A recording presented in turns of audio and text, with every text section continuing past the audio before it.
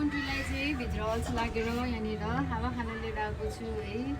यसो बाहिर पनि हेर्न साह्रै रमाइलो फिल हुन्छ यहाँनिर। अनि त्यस पछाडि कुन्टी र म यसो डान्स गर्ने होइन। अनि कुन्टीले फेरि गाडीहरू आउँदा त कति मजाले हेर्छ है। ऊ हेर कुन्टी त